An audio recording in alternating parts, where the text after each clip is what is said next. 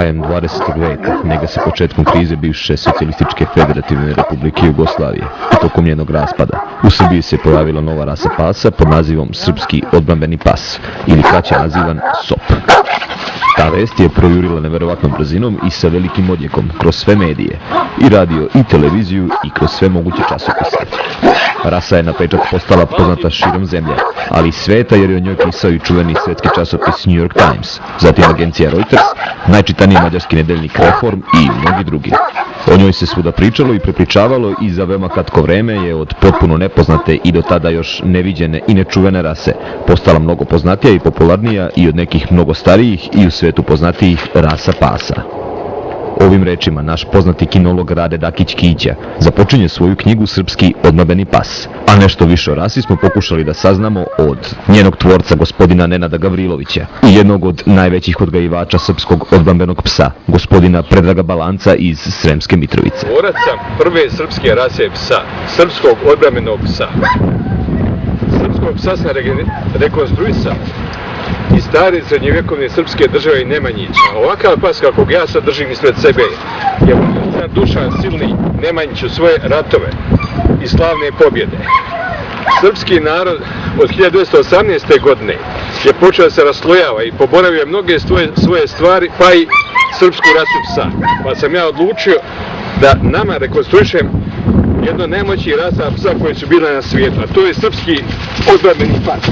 Poduhvat ovakve vrste nekima će izgledati kao šarlatanstvo, ali bitno je napomenuti da su mnoge današnje poznate i priznate rase pasa nastale upravo na ovakav način. Ličnim radom entuzijasta nalik Nenadu Gavriloviću. Pomenut ćemo samo neke od rasa koje su nastale na takav način. Argentinska doga, Cane Corso, crni ruski terijer, češki vučijak, španski kanarski pas, pa čak i doberman i nadaleko čuveni nemački ovčar.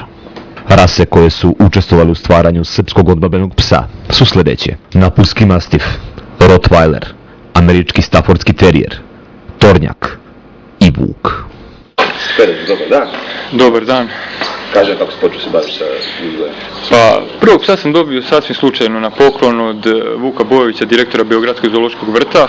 To je bila ženka po imenu Dona, koja je dan danas živa. To su, da kažem, izvorni tip sopa sa dugačkom dlakom. Kasnije kad sam video osobine tog psa od tvorca rase gospodina Nenada Gavrilovića, uzeo sam još jednog psa, kasnije je došla još jedna ženka i tako je, da kažem, nastala ova odgajivačnica, carski čuvar. Koje to godine bilo? To je bilo 98. godine. 98. godine, iako sam par godina ranije čuo za tu rasu, ali nisam bio u mogućnosti da dođem, da kažem, do nje. Kako je nastala rasa srpski odbrambeni pas? Rasa je nastala, sa ukrštanjem se počelo 81. godine, završeno je 91. godine. Sve rase pasa koje su učestvovale u stvaranju i nastanku sopa su u istorijskom vremenu bile na našim prostorima. Tako da je sop u stvari rekonstrukcija starog srpskog srednjovekovnog psa. To su, možemo slobodno nazvati izumrlom srpskom rasom, jer to su psi koji su naši preci nazivali po boji sa kojom su se rađali: Žujov, Šarov, Garov, Zeljov.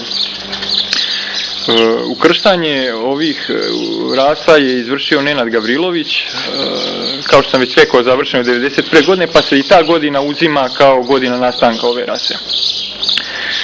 Inače, cilj je bio da se izvuku najbolje osobine iz tih rasa.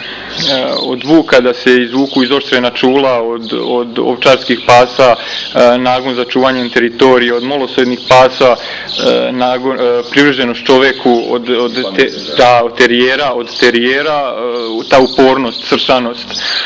Tako da se u tome i uspelo. Inače, sop je veoma zdrav pas, nema nasledne bolesti, da kažem, nema problema sa srcem, sa displazijama, nema, evo ja koliko držim ove pse više od 10 godina, jedini problem sa njima što sam imao, to su ujedi zaraženi krpelja, zaraženi insekt, što kaže, inače, tako da, kao što sam rekao, veoma su zdravi, jedu sve vrste hrane, šta god im se da, sve znači jedu, nisu probirljivi i jedino treba kod odgajanja obratiti pažnju na štence. Štencima treba dati malo više kalcijuma zbog tog naglog rasta. Recimo oni do nekih 7-8 mjeseci već imaju preko 70 cm u grebenu.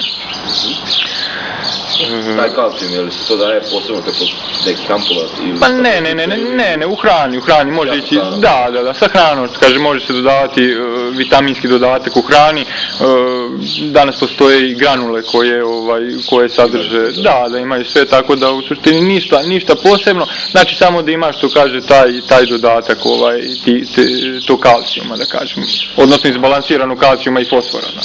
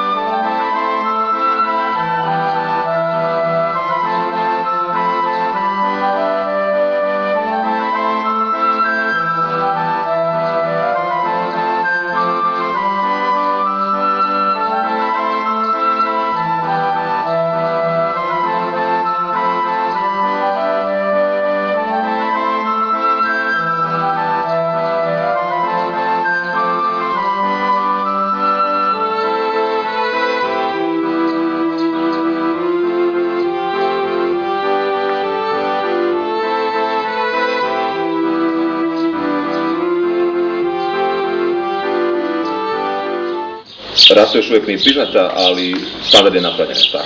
Da, napravljen je standard.